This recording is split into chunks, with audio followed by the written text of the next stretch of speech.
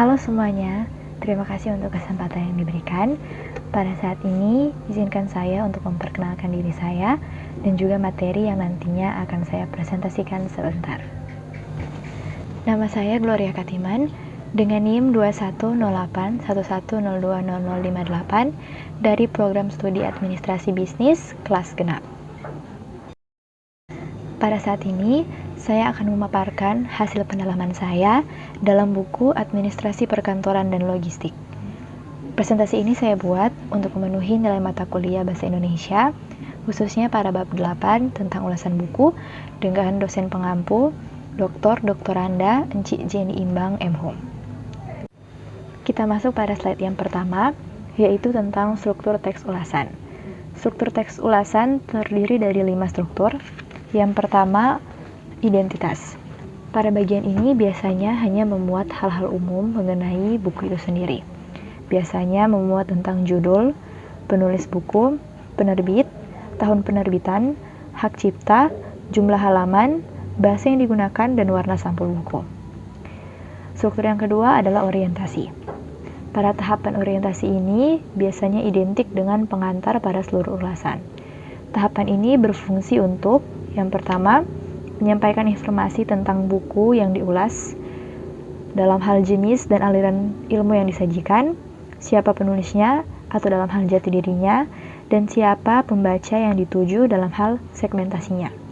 Kedua, memposisikan buku yang diulas, dan ketiga, menyatakan pendapat pengulas tentang buku itu.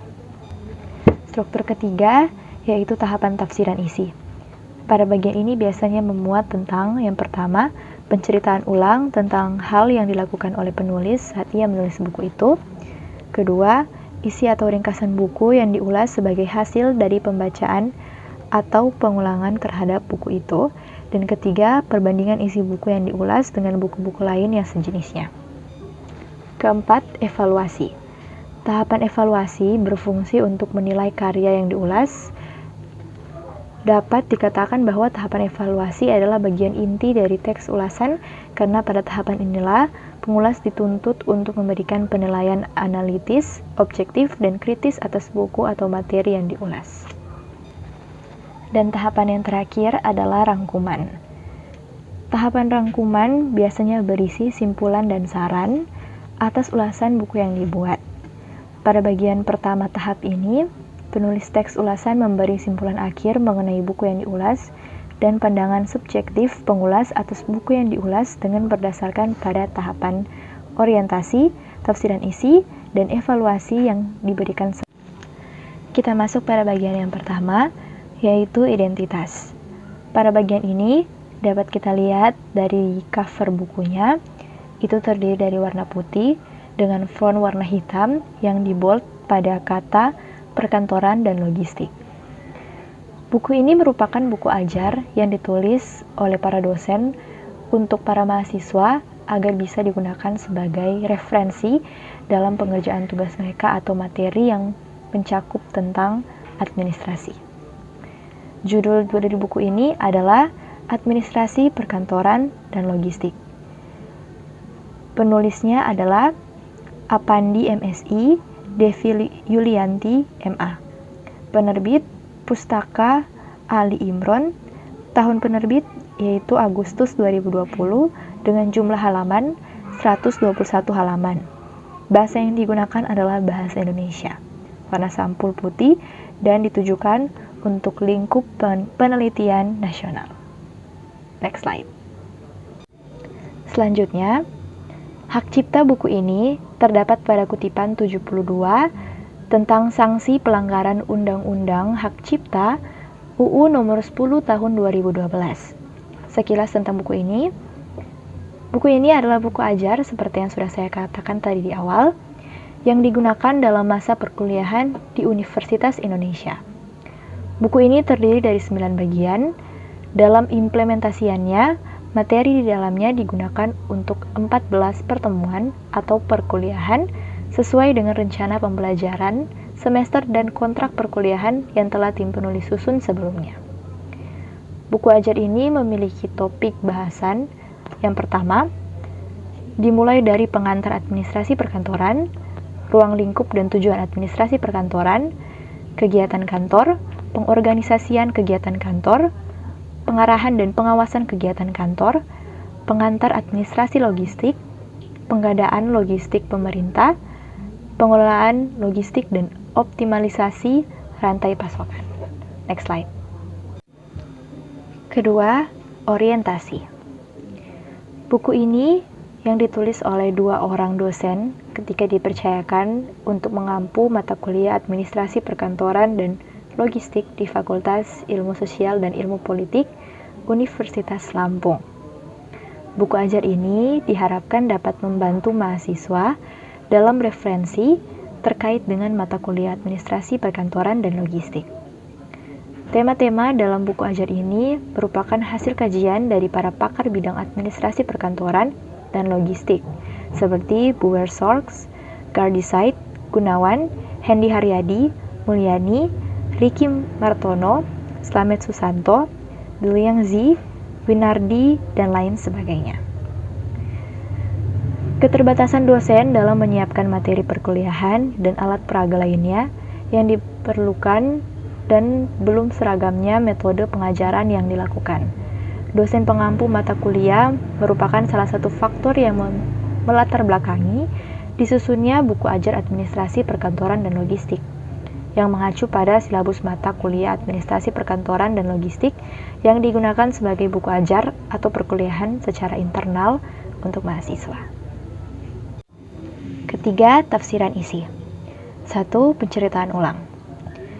Buku ini ditulis oleh kedua dosen dari Universitas Indonesia yang dimulainya dari Lampung dengan harapan agar mahasiswa dapat menjadikannya sebagai referensi perkuliahan dengan lebih efisien. Kedua dosen menyusun buku ini dengan menambahkan berbagai referensi dari buku-buku lain agar mahasiswa dapat menambah banyak wawasan baru. Kedua, isi atau ringkasan. Buku ajar ini terdiri dari 9 bagian. Dalam implementasinya, materi di dalamnya digunakan untuk 14 kali pertemuan atau perkuliahan sesuai dengan rencana pembelajaran semester dan kontak perkuliahan yang telah tim penulis susun sebelumnya. Kembali lagi saya katakan tentang topik dan bahasan dari buku ajar ini. Yang pertama terdiri dari pengantar administrasi perkantoran, ruang lingkup dan tujuan administrasi perkantoran, kegiatan kantor, pengorganisasian kegiatan kantor, pengarahan dan pengawasan kegiatan kantor, pengantar administrasi logistik, pengadaan logistik pemerintah, pengelolaan logistik, dan optimalisasi rantai pasokan. Ketiga, perbandingan. Buku ini dapat dikatakan berbeda. Jika dibandingkan dengan buku ajar lainnya, buku ini cenderung memuat materi dengan lebih lengkap, tetapi dengan singkat namun tetap jelas. Penggunaan bahasanya pun cenderung gampang dipahami oleh mahasiswa karena menggunakan bahasa Indonesia yang baik dan jelas. Dan yang paling membuatnya berbeda adalah banyaknya referensi yang dimasukkan dari kedua dosen atau penulis ke dalam buku ini yang membuatnya cukup menarik untuk menjadi acuan referensi bagi para mahasiswa. Next slide. Slide selanjutnya, yang keempat, evaluasi. Pada bagian ini, saya akan menambahkan tentang keunggulan dan kekurangan buku tersebut sebagai pengacuan dan juga perbandingan. Keunggulan yang pertama, buku ini diulas dengan penggunaan bahasa Indonesia yang baik. Jadi, para mahasiswa yang dapat membacanya juga pasti dapat memahaminya dengan baik karena menggunakan bahasa Indonesia yang tepat dan juga lengkap, tapi dimuat secara singkat sehingga dapat dipahami dengan baik. Kedua, pemaparan materi dalam bab cukup singkat dan jelas. Jadi para dosen memuatnya dalam bentuk tulisan yang tidak terlalu panjang atau bertele-tele sehingga mahasiswa dapat memahaminya dengan cermat dan juga cepat. Ketiga, jumlah halaman yang tidak terlalu banyak sehingga mahasiswa tidak perlu memakan waktu lama untuk menyelesaikan buku. Karena jika kita perhatikan, ada begitu banyak buku acuan pembelajaran mahasiswa, khususnya pada buku ajar, yang tebal halamannya sudah lebih dari sekitar 200 halaman. Hal seperti itu biasanya dapat membuat mahasiswa cenderung lebih lama, memakan waktu lebih lama untuk menghabiskan waktunya untuk membaca buku tersebut. Tetapi dalam buku ajar ini, penulis menulisnya secara singkat, padat, dan juga jelas, sehingga mahasiswa dapat menyelesaikannya dengan baik, namun isinya tetap bisa sampai kepada mahasiswa dengan baik juga. Keempat, banyak tambahan referensi yang ditambahkan penulis. Para penulis juga menambahkan begitu banyak referensi dari buku-buku lain, sehingga dapat menjadi hal atau poin yang menarik bagi mahasiswa untuk menambah wawasan. Dan keempat adalah di akhir bab, penulis memberikan evaluasi agar mahasiswa dapat menguji penguasaan materi. Kekurangan yang pertama, masih terdapat banyak kata baku yang dapat membuat mahasiswa susah untuk memahami kalimat atau kebingungan. Meskipun disusun dengan menggunakan bahasa Indonesia yang baik dan juga singkat, namun ternyata masih ada juga kata-kata baku yang ditambahkan oleh para penulis, sehingga mungkin untuk mahasiswa yang kurang paham atau tangkap, bisa agak sedikit lama untuk mencerna kalimat yang dimaksud. Kekurangan kedua adalah penulis perlu menambahkan banyak evaluasi agar mahasiswa dapat memahami materi dengan lebih luas. Penulis sebaiknya juga menambah banyak evaluasi di setiap bab, bukan hanya di bagian-bagian akhir. Jadi, misalnya di bagian pertengahan atau di setiap ulasan atau bahasan materi yang baru dibahas, agar mahasiswa juga dapat banyak evaluasi dengan baik. Ketiga, sampul dan cover buku hanya berwarna putih sehingga membuatnya kurang menarik. Jika kita bandingkan dengan buku-buku ajar lain atau buku-buku lainnya, cover tersebut memang kuranglah menarik karena warnanya hanya putih dengan font hitam.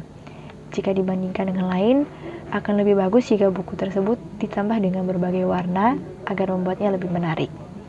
Ketiga, banyak pengulangan kata yang digunakan terus-menerus. Penulis sepertinya juga harus mengoreksi sedikit penulisan katanya agar mahasiswa juga tidak bosan untuk membacanya jika terlalu banyak pengulangan kata. Dan kekurangan yang terakhir adalah halaman buku ini dapat dibilang cukup pendek dibandingkan dengan buku ajar lainnya. Sekilas memang hanya setipis jika kita lihat dari segi buku ajar tersebut. Mungkin mahasiswa akan terkecoh melihatnya atau berpikir ini bukanlah buku ajar karena isinya yang hanya tipis. Seperti itu. Next slide. Kelima, rangkuman. Pemaparan materi dalam buku ini cukup menarik. Berbagai referensi yang ditambahkan penulis membuat buku ini semakin menonjol dibandingkan buku-buku lainnya. Ditambah lagi dengan halamannya yang dibilang cukup singkat dan juga pendek, tetapi banyak referensi dan juga ulasan yang baik yang diberikan oleh penulis. Hal ini dapat menjadikan media belajar bagi mahasiswa yang efisien di tengah berbagai media belajar yang tersedia sekarang.